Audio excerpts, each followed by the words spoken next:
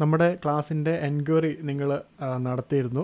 വാട്സപ്പിൽ എനിക്ക് മെസ്സേജസ് ഒരുപാട് വന്നിട്ടുണ്ട്. വളരെ നന്ദിയുണ്ട്. നിങ്ങൾക്ക് പഠിക്കാനുള്ള ആഗ്രഹത്തോടെയാണ് നിങ്ങൾ എൻക്വയറി നടത്തിയത്. ഞാൻ ഒരുപാട് മെസ്സേജിന് റിപ്ലൈ കൊടുത്തു. എനിക്ക് ഇന്ന് വന്ന എൻക്വയറിയിൽ ഏകദേശം ഒരു 300ഓളം ആൾക്കാരും എന്നോട് പറഞ്ഞ കാര്യം, കോഴ്സ് പഠിക്കാൻ താല്പര്യമുണ്ട്, എനിക്ക് ബേസിക് നോളജ് പോലും ഇല്ല, പക്ഷേ എനിക്കിതിനകത്ത് പഠിക്കാൻ താല്പര്യമുണ്ട് നിങ്ങളുടെ ക്ലാസ്. പക്ഷേ എൻ്റെ ഒരു പ്രശ്നമെന്ന് പറഞ്ഞു കഴിഞ്ഞാൽ സിസ്റ്റം ഇല്ല എന്നുള്ളതാണ്. വാട്സപ്പിൽ നമ്മുടെ കോഴ്സിൻ്റെ ഡീറ്റെയിൽസ് ഞാൻ അയച്ചതിനോടൊപ്പം തന്നെ നമുക്ക് ഈ ഒരു വർക്ക് ചെയ്യാൻ വേണ്ടിയ മിനിമം റിക്വയർമെൻറ്റ്, നമ്മുടെ സിസ്റ്റത്തിൻ്റെ റിക്വയർമെൻറ്റ് എത്ര വേണമെന്നുള്ളതും കൂടെ ഞാൻ അയച്ചിട്ടുണ്ടായിരുന്നു. അത് കണ്ടപ്പോൾ തന്നെ ആദ്യമേ പറഞ്ഞത് ഈ ഒരു സ്പെസിഫിക്കേഷനുള്ള സിസ്റ്റം എനിക്കില്ല, അതുകൊണ്ട് തന്നെ എന്ത് ചെയ്യാൻ പറ്റുമെന്നാണ് ചോദിച്ചിരിക്കുന്നത്. അതിൻ്റെ ഒരു മറുപടിയുമായിട്ടാണ് നിങ്ങൾക്ക് ഞാൻ ഈ ഒരു വീഡിയോ സെക്കൻഡായിട്ട് ഞാൻ ഇടുന്നത്. നിങ്ങൾക്ക് അപ്പോൾ ഡീറ്റെയിൽ ആയിട്ട് നിങ്ങളൊന്ന് കേൾക്കുക. നിങ്ങൾക്ക് ഈ ഒരു കോഴ്സ് പഠിക്കാൻ താല്പര്യമുണ്ടെങ്കിൽ നിങ്ങൾക്ക് ഒരു സിസ്റ്റം അത്യാവശ്യമാണ്. നിങ്ങൾ ആ സിസ്റ്റം എങ്ങനെ എടുക്കണം, നിങ്ങളുടെ ബഡ്ജറ്റ് അനുസരിച്ച് എങ്ങനെ അത് നിങ്ങൾ ചൂസ് ചെയ്യണമെന്ന് ഈ വീഡിയോയിൽ ഞാനത് ഡീറ്റെയിൽ ആയിട്ട് ഞാൻ പറഞ്ഞുതരാം. ഓക്കെ, ആദ്യമായിട്ട് തന്നെ ഞാൻ പറഞ്ഞു തരുന്ന കാര്യം എന്ന് പറഞ്ഞു കഴിഞ്ഞാൽ, നമ്മൾ ഉപയോഗിക്കുന്നതിനകത്ത് ലൂമിയൺ, എൻസ്കേപ്പ്, ഈ രണ്ട് സോഫ്റ്റ്വെയർ എന്ന് പറയുന്നത് ഹൈ എൻഡ് സോഫ്റ്റ്വെയറുകളാണ്. ഈ സോഫ്റ്റ്വെയറിൻ്റെ പ്രത്യേകത എന്ന് പറഞ്ഞു കഴിഞ്ഞാൽ, ഇതിനകത്ത് വിഷ്വൽ റൺ ആകണമെന്നുണ്ടെങ്കിൽ ഗ്രാഫിക്സ് കാർഡ് എന്ന് പറയുന്ന സാധനം ഇമ്പോർട്ടൻ്റ് ആണ്. ഏതൊരു ലാപ്ടോപ്പ് ഏകദേശം ഒരു 4 വർഷത്തിന് മുമ്പുള്ള 4 വർഷത്തിന് ശേഷമുള്ള ഏതൊരു ലാപ്ടോപ്പിലാണെങ്കിലും പ്രൊസസ്സറിൻ്റെ കൂടെ തന്നെ ഒരു ഇൻ്റഗ്രേറ്റഡ് ഗ്രാഫിക്സ് കാർഡ് വരുന്നുണ്ട്. റേഡിയൻ, AMD ആണെങ്കിൽ റേഡിയൻ, ഇൻ്റൽ ആണെങ്കിൽ സെയറോൺ ഗ്രാഫിക്സ് കാർഡ്, ഇങ്ങനെ പല ഗ്രാഫിക്സ് കാർഡുകൾ ഇൻ്റഗ്രേറ്റഡ് ആയിട്ട് പ്രൊസസ്സറിൻ്റെ കൂടെ തന്നെയുണ്ട്. പക്ഷേ ഇത് നോർമലായിട്ട് തന്നെയുള്ള നമ്മളുടെ ഗ്രാഫിക്സ് റീഡ് ചെയ്യാനുള്ള ഗ്രാഫിക്സ് കാർഡാണ്. ഇത് വലിയ പെർഫോമൻസ് തരുന്ന ഗ്രാഫിക്സ് കാർഡൊന്നുമല്ല. പ്രൊസസ്സർ വരുന്ന ഒരു ഗ്രാഫിക്സ് കാർഡെന്നേ ഉള്ളൂ. പക്ഷേ ഡെഡിക്കേറ്റഡ് ഗ്രാഫിക്സ് കാർഡ് എന്ന് പറയുന്നൊരു സംഭവമുണ്ട്. അതായത് NVIDIAയുടെ ആയിക്കോട്ടെ, പല ടൈപ്പുകൾ ഗ്രാഫിക്സ് കാർഡുകൾ നമുക്ക് വരുന്നുണ്ട്. പല കമ്പനികളുടെ ഉണ്ട്. ലാപ്ടോപ്പിലാണെങ്കിൽ കൂടുതലായിട്ട് GeForce, NVIDIAയുടെ ഗ്രാഫിക്സ് കാർഡുകളാണ് കണ്ടുവരാറുള്ളത്. അതേപോലെ തന്നെ റൈസൻ സീരീസിൽ AMDക്കകത്തും അതേപോലെ തന്നെ പല ഗ്രാഫിക്സ് കാർഡുകളൊക്കെ കണ്ടുവരാറുണ്ട്. ലാപ്ടോപ്പിലാണെങ്കിലും ഡെസ്ക്ടോപ്പിൽ പല കമ്പനികൾ നമുക്ക് ഗ്രാഫിക്സ് കാർഡ് പ്രൊവൈഡ് ചെയ്യുന്നുണ്ട്. ആ കാര്യങ്ങളൊക്കെ ഞാൻ ഡീറ്റെയിൽ ആയിട്ട് പറഞ്ഞുതരാം. ഈ ഗ്രാഫിക്സ് കാർഡ് എന്ന് പറയുന്ന സംഭവം ഉണ്ടെങ്കിലേ നമുക്ക് ലൂമിയണും എൻസ്കേപ്പും സോഫ്റ്റ്വെയർ ഓപ്പൺ ആകത്തുള്ളൂ. അത് ആദ്യം തന്നെ ഞാൻ പറയുകയാണ്. അതുകൊണ്ട് നമുക്ക് ഒരു ഗെയിമിംഗ് സീരീസിലുള്ള ലാപ്ടോപ്പ് ആയിക്കോട്ടെ, ഡെസ്ക്ടോപ്പ് ആയിക്കോട്ടെ, ഇതാണ് നമുക്ക് ഏറ്റവും ഇമ്പോർട്ടൻ്റ് ആയിട്ട് വേണ്ടിയത്. അപ്പോൾ നിങ്ങൾക്ക് ഇവിടെ നോക്കിയാൽ കാണാൻ പറ്റും, ഒരു 3-4 സ്ക്രീനൊക്കെ നിങ്ങൾ കാണുന്നുണ്ട്. ഇത് ഞാൻ ചെയ്തിരിക്കുന്നതെന്ന് പറഞ്ഞു കഴിഞ്ഞാൽ, എൻ്റെ കയ്യിൽ ഒരു ഡെസ്ക്ടോപ്പും ഉണ്ട്, ഒരു ലാപ്ടോപ്പും ഞാൻ യൂസ് ചെയ്യുന്നുണ്ട്. ഇത് ഞാൻ എടുത്തു വെച്ചിരിക്കുന്നതിൻ്റെ കാരണം എന്ന് പറഞ്ഞു കഴിഞ്ഞാൽ, നമ്മുടെ വർക്കിനെ ബേസ് ചെയ്താണ്. നമുക്ക് ഈ ഒരു കോഴ്സ് പഠിക്കാൻ ലാപ്ടോപ്പും ഡെസ്ക്ടോപ്പും കൂടെ ഒന്നും ആവശ്യമൊന്നുമില്ല. ഒന്നെങ്കിൽ നമുക്കൊരു ലാപ്ടോപ്പ് മതി, അല്ലെങ്കിൽ നമുക്കൊരു ഡെസ്ക്ടോപ്പ് വേണം. ഇത് രണ്ടെണ്ണം കൂടെ വെച്ചിരിക്കുന്നതിൻ്റെ കാരണം എന്ന് പറഞ്ഞു കഴിഞ്ഞാൽ, എന്നെ സംബന്ധിച്ച് ഞാൻ വീട്ടിലിരുന്ന് വർക്ക് ചെയ്യുന്നുണ്ട്. എന്നാൽ ചെയ്ത വർക്കുകൾ സൈറ്റിൽ പോയി, അല്ലെങ്കിൽ ഞാൻ വർക്ക് ചെയ്ത് കൊടുക്കുന്ന കുറച്ച് ഓഫീസുകളുണ്ട്, അവിടെ ക്ലയൻറ്റ് വരുമ്പോൾ അവർക്ക് പോയി പ്രസൻറ്റ് ചെയ്യാനൊക്കെ ആയിട്ട് ലാപ്ടോപ്പ് ഞാൻ കൊണ്ടുപോകാറുണ്ട്. അപ്പോൾ ഇതിന് വേണ്ടിയാണ് ലാപ്ടോപ്പും കൂടെ ഞാൻ വെച്ചിരിക്കുന്നത്.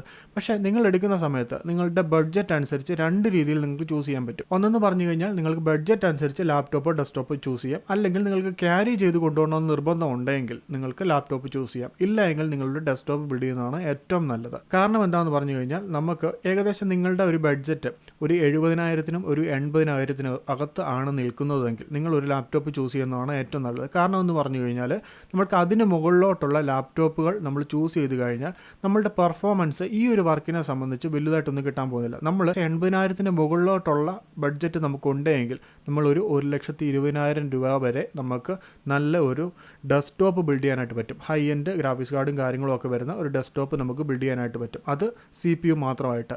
മോണിറ്റർ മറ്റു കാര്യങ്ങളൊക്കെ നമുക്ക് അഡീഷണൽ ചാർജ് വരും.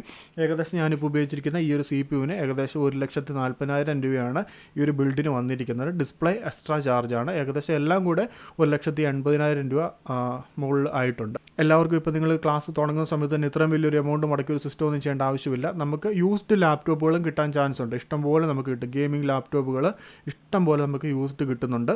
ഏകദേശം ഒരു 35,000, 40,000, 50,000 രൂപയ്ക്കൊക്കെ നമുക്ക് നല്ല യൂസ്ഡ് ആയിട്ടുള്ള ഗെയിമിംഗ് ലാപ്ടോപ്പുകൾ, നിങ്ങളത് അന്വേഷിച്ച് തന്നെ എടുക്കണം. ഗെയിമിംഗ് ലാപ്ടോപ്പുകളായതുകൊണ്ട് തന്നെ ഗെയിം കളിച്ച് ഒരുപാട് നശിപ്പിച്ച് വെച്ചിരിക്കുന്ന സാധനങ്ങളൊക്കെ ആണെങ്കിൽ നിങ്ങളത് ശ്രദ്ധിച്ചെടുക്കണം.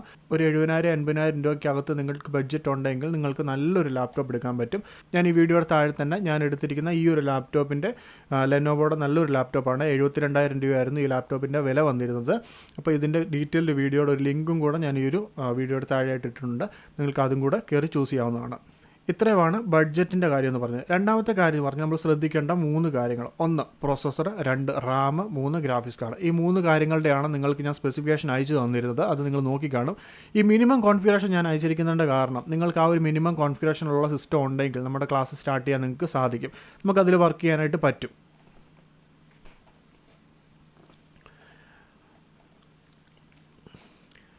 ഇനിയിപ്പോൾ നിങ്ങൾ ക്ലാസ് തുടങ്ങുന്നു, ഇനിയിപ്പോൾ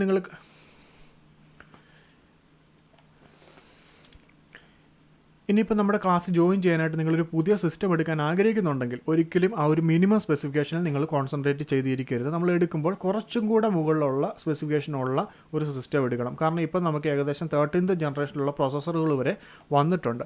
അപ്പം നമ്മൾ വീണ്ടും ആ 11th ജനറേഷനിലോട്ട് പോയി എടുക്കേണ്ട ആവശ്യമില്ല. നമ്മൾ പുതിയത് എടുക്കുകയാണെങ്കിൽ ഒരു ഇച്ചിരി കൂടെ കൂടിയ ഏകദേശം ഒരു 12th ജനറേഷനും അല്ലെങ്കിൽ 13th ജനറേഷനിലുള്ള പ്രോസസ്സറിൽ വരുന്ന ലാപ്ടോപ്പോ ഡെസ്ക്ടോപ്പോ എടുക്കുക. നമ്മളുടെ ഒരു സ്പെസിഫിക്കേഷൻ ഓക്കെ ആണെങ്കിൽ നിങ്ങൾക്ക് ചെക്ക് ചെയ്യാനുള്ള ഒരു കാര്യം ഞാൻ പറഞ്ഞുതരാം. ലൂമിയൻ്റെ സോഫ്റ്റ്വെയർ മാത്രം നിങ്ങൾ ഇൻസ്റ്റാൾ ചെയ്ത് നോക്കിയാൽ മതി. ബാക്കി സോഫ്റ്റ്വെയർ എല്ലാം ഇതിൻ്റെ താഴെ വരുന്നതാണ്. അതുകൊണ്ട് ലൂമിയൻ നമ്മുടെ സിസ്റ്റത്തിൽ നല്ല രീതിയിൽ വർക്ക് ചെയ്യാൻ പറ്റുന്നുണ്ടെങ്കിൽ, നല്ലൊരു ബെഞ്ച് മാർക്ക് കിട്ടുന്നുണ്ടെങ്കിൽ, ബെഞ്ച് മാർക്ക് എന്ന് പറഞ്ഞാൽ ഒരു 25% മുകളിൽ നമുക്ക് ലൂമിയനിൽ ബെഞ്ച് മാർക്ക് കാണിക്കുന്നുണ്ടെങ്കിൽ മറ്റ് നമ്മളുടെ 5 സോഫ്റ്റ്വെയറും സ്മൂത്തായിട്ട് തന്നെ നമ്മുടെ സിസ്റ്റത്തിൽ വർക്ക് ചെയ്യും. അപ്പോൾ എങ്ങനെ നമുക്ക് ആ ഒരു ബെഞ്ച് മാർക്ക് ചെക്ക് ചെയ്യാവുന്നതും കൂടെ ഞാൻ ഈ ഒരു വീഡിയോയിൽ കാണിച്ചു തരാം.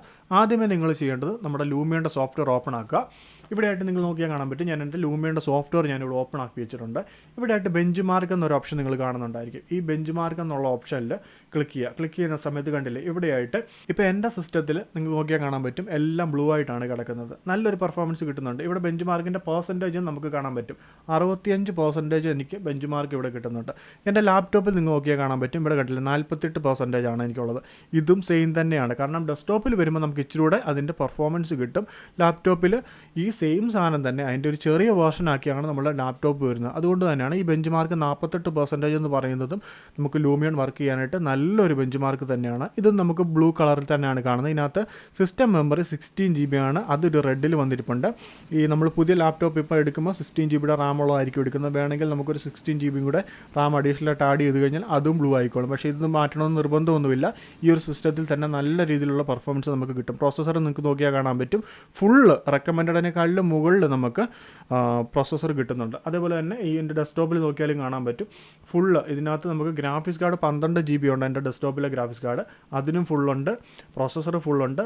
നമ്മുടെ റാം 32 GB റാം അത് റെക്കമെൻഡഡ് ലെവലിൽ വന്ന് നിൽക്കുന്നുണ്ട്. അപ്പോൾ ഇങ്ങനെയുള്ള കാര്യമാണ് നമ്മൾ ശ്രദ്ധിക്കേണ്ടത്. നമ്മുടെ ഈ ഒരു ബെഞ്ച് മാർക്ക് ചെക്ക് ചെയ്തതിന് ശേഷം നമുക്ക് ഓക്കെ ആണെങ്കിൽ നമുക്ക് ബാക്കിയെല്ലാം നമുക്ക് സ്മൂത്തായിട്ട് ചെയ്യാൻ പറ്റും. ഇവിടെ നിങ്ങൾക്ക് ബെഞ്ച് മാർക്ക് ഇത്രയും വേണമെന്നൊന്നും നിർബന്ധമില്ല. ഏകദേശം ഒരു 25-30% നമുക്ക് ബെഞ്ച് മാർക്ക് ഉള്ളതെങ്കിലും നമുക്ക് ലൂമിയനിലൊക്കെ വർക്ക് ചെയ്യാനായിട്ട് സാധിക്കും. ഇതിനകത്ത് ഒറ്റ കാര്യം മാത്രമേ ഉള്ളൂ നമുക്ക് സ്റ്റക്ക് ആകുന്നതെന്ന് പറഞ്ഞു കഴിഞ്ഞാൽ ഏകദേശം 30% മുകളിൽ ബെഞ്ച് മാർക്ക് ഉണ്ടെങ്കിലേ നമുക്ക് ലൂമിയനിലെ ലൈവ് സിങ്കിങ് എന്ന് പറയുന്ന ഒരു ഓപ്ഷൻ വർക്ക് ചെയ്യത്തുള്ളൂ. ഈ ലൈവ് സിങ്കിങ് എന്ന് പറഞ്ഞു കഴിഞ്ഞാൽ എന്താണെന്ന് ഞാനിപ്പോൾ നിങ്ങൾക്ക് ഇവിടെ കാണിച്ചു തരാം. നിങ്ങൾ നോക്കിയാൽ കാണാൻ പറ്റും. ഇവിടെ ഞാൻ ഒരു സ്ക്രീനിൽ ഞാനിപ്പം സ്കെച്ചപ്പിൻ്റെ സോഫ്റ്റ്വെയറും ഓപ്പൺ ആക്കി വെച്ചിട്ടുണ്ട്. ഒരു സ്ക്രീനിൽ ഞാൻ ലൂമിയൻ്റെ സോഫ്റ്റ്വെയറും ഓപ്പൺ ആക്കി വെച്ചിട്ടുണ്ട്. എന്നെങ്കിൽ ഞാൻ ഒരു കുറച്ചും കൂടെ ഒന്ന് അടുപ്പിച്ച് ഞാൻ വെച്ച് കാണിക്കാം.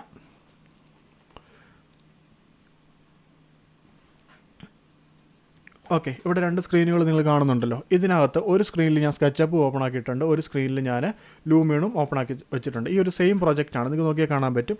സെയിം 2 വീടുകൾ ഞാനിവിടെ ചെയ്തിട്ടുണ്ട്. ഒരു വില്ല പ്രോജക്റ്റ് പോലെ തന്നെ 2 ഒരെണ്ണം ഇവിടെയായിട്ട് ടൈപ്പ് കൂര വരുന്ന ടൈപ്പ് ഒരു വീട് ഞാൻ ചെയ്തിട്ടുണ്ട്. അതേപോലെ തന്നെ ഇവിടെ ആയിട്ടൊരു സെയിം മോഡൽ തന്നെ ഒരു ബോക്സ് ഷേപ്പിൽ കണ്ടംപററി ടൈപ്പിലുള്ള ഒരു വീട് ഞാൻ ഇവിടെ ചെയ്തിട്ടുണ്ട്. അതിൻ്റെ സെയിം തന്നെ ലൂമിയൻ ഫയലാണ് ഇവിടെ ഓപ്പൺ ആക്കി വെച്ചിരിക്കുന്നത്. നിങ്ങൾക്ക് നോക്കിയാൽ കാണാൻ പറ്റും, കണ്ടില്ലേ, ഇത് സ്മൂത്തായിട്ട് ഇങ്ങനെ വർക്ക് ചെയ്യുന്നുണ്ട്. നല്ല സ്മൂത്തായിട്ട് തന്നെ ഇതിനകത്ത് വർക്ക് ചെയ്യാൻ പറ്റുന്നുണ്ട്. ഇതിനകത്ത് ഇപ്പോൾ നിങ്ങൾക്ക് നോക്കി കാണാൻ പറ്റും. ഞാൻ ഇവിടെ സ്കെച്ചപ്പ് ഓപ്പൺ ആക്കിയിട്ടുണ്ട്, ഇവിടെ ലൂമിയൻ ഓപ്പൺ ആക്കിയിട്ടുണ്ട്. ഇവിടെ ലൈവ് സിങ്കിങ് എന്ന് പറയുന്നൊരു ടൂളുണ്ട് ഇവിടെ ആയിട്ട്. ഞാൻ അതൊന്ന് എടുത്ത് കാണിക്കാം. ഇതാണ് ലൈവ് സിങ്കിങ് എന്ന് പറയുന്ന നമ്മുടെ ടൂള്. ഈ ടൂൾ ഓൺ ആക്കിയതിന് ശേഷം ഇതൊന്ന് റീഡാകാൻ, അതായത് നമ്മുടെ സ്കെച്ചപ്പും ലൂമിയൻ സോഫ്റ്റ്വെയറും കൂടെ ഒന്ന് സിങ്ക് ആവും. ആ സിങ്ക് ആകുന്നതെന്ന് പറഞ്ഞു കഴിഞ്ഞാൽ നിങ്ങൾക്ക് നോക്കിയാൽ കാണാൻ പറ്റും. നേരത്തെ ഞാനിവിടെ സ്കെച്ചപ്പിൽ ഞാൻ ആ ഒരു മൂവ്മെൻറ്റ് നടത്തുമ്പോൾ ലൂമിയനിൽ അത് ചേഞ്ച് ആകുന്നില്ലായിരുന്നു. ഇപ്പം ഞാൻ സ്കെച്ചപ്പിൽ മൂവ് ചെയ്യുമ്പോൾ കണ്ടോ, ലൂമിയനിലും അതേപോലെ തന്നെ വരുന്നുണ്ട്. ഇങ്ങനെ നമുക്ക് ഇവിടെ ചെയ്യുന്ന അതേ കാര്യങ്ങൾ നമുക്ക് അറ്റ് എ ടൈം ഇവിടെയും നമുക്ക് ചെയ്യാൻ പറ്റും. കുറച്ചുകൂടെ വർക്ക് ഫാസ്റ്റ് ആവും.